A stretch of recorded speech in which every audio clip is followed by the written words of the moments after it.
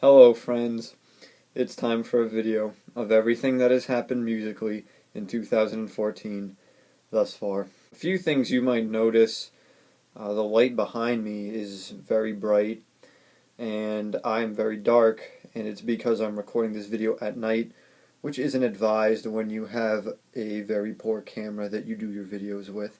But if you don't like it, just don't watch the video. No, I'm just kidding. I need you to watch the video. I only get 20 views. But you also might have noticed that I have not been around at all, and that's because, in all honesty, in the year 2014, I have not seen a single album that deemed a video. Until recently, I really hadn't found anything that great that I enjoyed so much that I had to go and tell you guys about it. And there also haven't been any artists who are really big names who the people who watch my videos, like my friends, would instantly recognize. I mean, sure, there have been big artists where people like me who listen to music all the time see their name and say, oh yeah, I've definitely heard of them. But people who listen to music a little bit more casually, like my friends and who are the people that my videos are kind of directed for, wouldn't know them. So I said there's no need to make anything. That will change soon. There is an album out right now that I fully intend on making a video about, but in the meantime, I will make up for what I didn't cover. That is everything from the months of January through May. I'll briefly talk about every single album that's kind of relevant in just a few words in order for us to cover everything that has came out or happened so far. Okay, let's do it. In January, post-rock group Mogwai put out their LP Rave tapes, which was okay, but I felt like it was a little reserved, and I think it played it a little safe for a group like Mogwai at this point in their discography. For someone who's been around 20 years, you were kind of expecting maybe more from them to try to progress their sound, but they put out a pretty average LP. Clams put out another instrumental tape, his third, known for his work with A$AP Rocky, Mac Miller, and even Lil B a little bit. In my opinion, an excellent producer, Clams, but it is just an instrumental tape, nothing really to go crazy about. It was a solid one, though. Probably the most notable album to come out of the month of January was the Silver Mount Zion Memorial Orchestra's LP, Fuck Off, Get Free, We Pour Light on Everything. Mount Zion is a post-rock outfit best known for their work with and similarity to fellow post-rock outfit Godspeed You Black Emperor. A few of my contemporaries, other music critics, were really loving this album, while I would stop short of saying that I loved it. I definitely enjoyed it. I think it's very good. To me, just a few bits and pieces here seemed disjointed. It just didn't seem to me to be a cohesive piece. But for what it was an excellent rock/experimental rock album, and I definitely would recommend it. February was a pretty busy month. Schoolboy Q, probably the most notable of these artists, put out his second album, Oxymoron, which I thought was about on par with his first, Habits and Contradictions. Unfortunately, I did not like Habits and Contradictions as much as everyone else did. This was a good album. It wasn't great. It wasn't bad either. I really enjoyed the singles on here, like Collard Greens, Man of the Year, maybe even Gangsta, but I felt like the other songs seemed kind of filler or were lacking. It just wasn't great overall, but it was good. Folk group Kil Moon put out their album Benji, where people were going nuts about again, and I said, it's pretty good. And again, I didn't love it. I thought it was a very solid effort. This album as a whole definitely has one distinct sound. I'll give it that much. It is memorable in that one aspect. But when I listen to the songs, they all blend together. When I think about them afterwards, I don't find too much individuality between the tracks, even though the topics are memorable. A lot of great messages from this album, like a lot of great storytelling in it. So, like I said, if you're into folk, give this a listen. Maybe you'll like it a little bit more than I did. A new member of TDE, Isaiah Rashad, put out his Cilvia demo tape, and I really don't see the appeal of Isaiah Rashad compared to the other TDE artists. Even guys who aren't maybe as lyrically skilled as the others, like Schoolboy Q, he definitely has his lane and he has his personality. Guys like Kendrick Lamar, Absol, J-Rock, Schoolboy Q, they're all big personalities, whereas Isaiah Rashad seems to fall into the background on most of the songs on his tape. So I definitely wasn't impressed with this. TDE is a great collection of artists, so I have faith that he has ability. I'll definitely be interested in seeing if he can put something out better than this. The new album by St. Vincent, called St. Vincent, is probably categorized as indie rock, but it definitely has a pop appeal, and I found it to be a very solid collection of songs that are all very glitchy when you listen to them. They're always scratching at your ear. They're infectious. A solid album from St. Vincent. And I will make a comment about the 56th Grammy Awards, even though I really don't have to. Anyone with common sensibility, I think, recognizes that the Grammys are a popularity contest. They're based off of sales and how well a band or group is recognized, not based off of the quality of music contained within. Now, this isn't to say that bands that always win the Grammys put out bad music, because I really liked the Daft Punk album that came out last year. But here's the thing.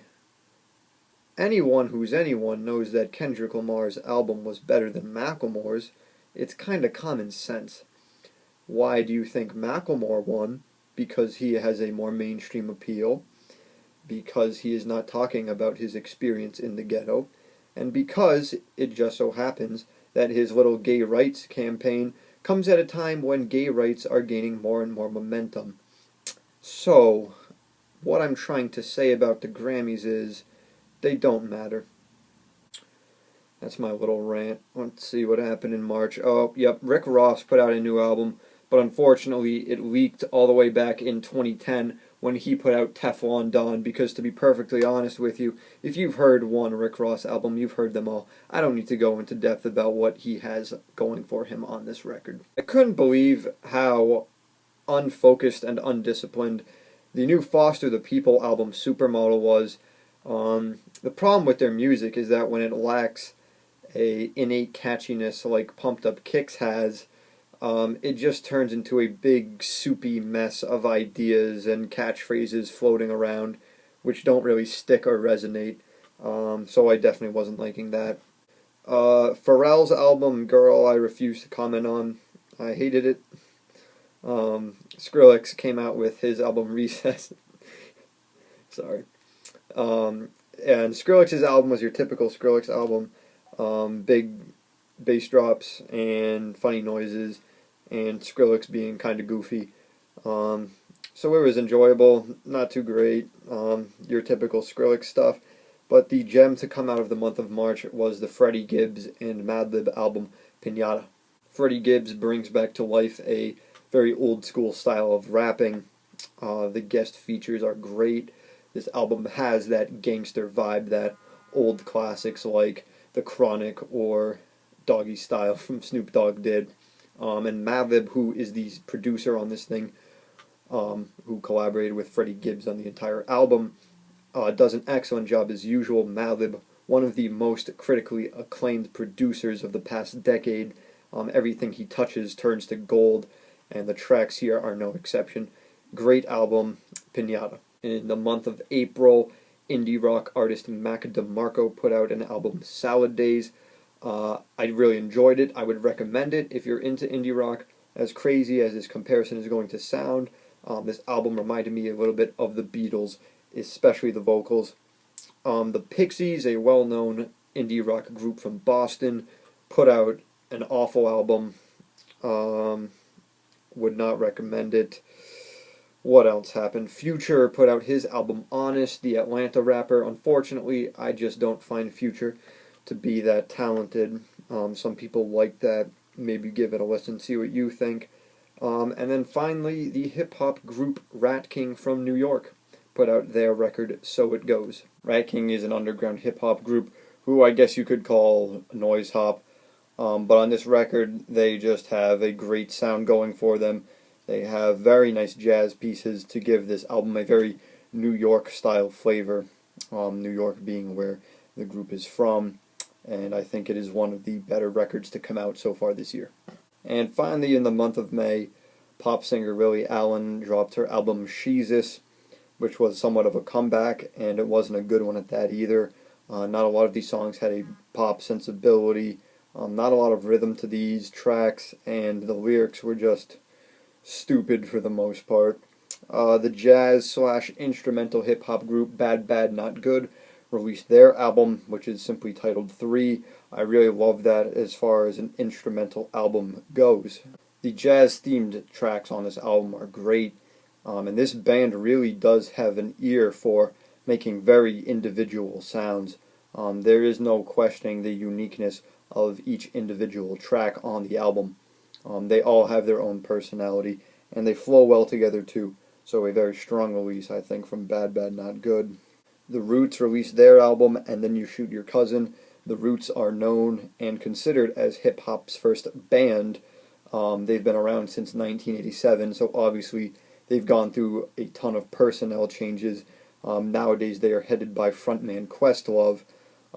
But you know what? This album does not come close to the excellence that their first few had when they had the original group together.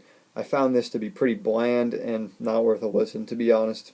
And finally, Mac Miller's very long mixtape, Faces. I guess it's great if you're a Mac Miller fan. This thing is crammed with material. I didn't clock in as to how long it actually lasts, but I think there's 24 tracks on this. And the usual from Mac Miller is on here. Nothing that's going to blow your mind, nothing that's going to blow you away. Just some decent overall material that is crammed into a big package. So yeah, that's it. That is everything relevant that has happened so far. I will do another review of an album that came out this month in the next couple of days. So if you want to check that out, be my guest. Okay, that's it for now.